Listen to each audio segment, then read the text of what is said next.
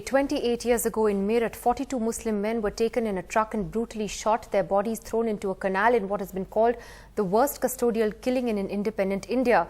Their attackers were allegedly men from the Provincial Armed Constabulary, the PAC, many of whom were later posted with the state police and continue to be employed there.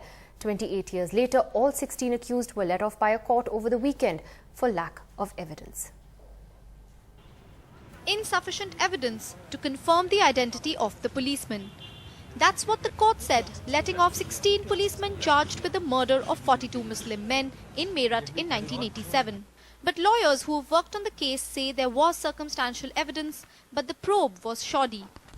From the very moment that the investigation was initiated, there was a deliberate plan to either not collect the crucial pieces of evidence, allow them to be lost through passage of time or otherwise, or to conceal certain evidence, or to destroy and tamper with evidence. They point to a series of lapses in the investigation. The state CID took over the probe within 2 days of the massacre, but took 9 years to file the charge sheet. One of the 2 original FIRs has been destroyed. Weapons were not taken into custody by the state CID. The state administration cremated the bodies, or they could have been exhumed later. And though not a lapse but a shortcoming, 3 of the investigating officers died, so they could not testify as witnesses. Moreover, only low-ranking policemen were named in the charge sheet, who did not appear in court for 3 years. The first witness testimony was recorded only in 2006, 19 years after the massacre. What's even more shocking is that the state reinstated most of the accused policemen after a brief suspension, and 10 are in service even today. Normally, you don't dismiss them outright. Once you find somebody guilty after investigation, we normally place them under suspension because we have to await the court's verdict.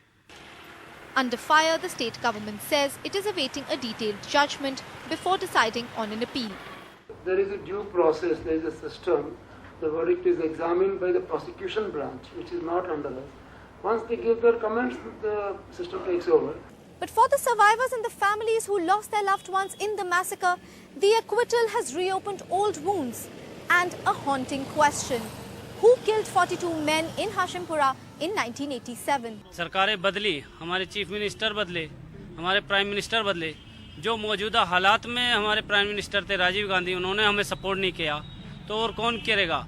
आज के time में जिस दिन ये फैसला आया, अखिलेश यादव उस दिन मेरठ में ही थे. उन्होंने हमारे लिए कुछ नहीं सोचा कि हाशिमपुरा के लोगों से जाके मिला जाए. Regardless of which government has been in power in Uttar Pradesh, all they have got is apathy. With Tanima Biswas and Rajesh Gupta, Neha Masih for NDTV.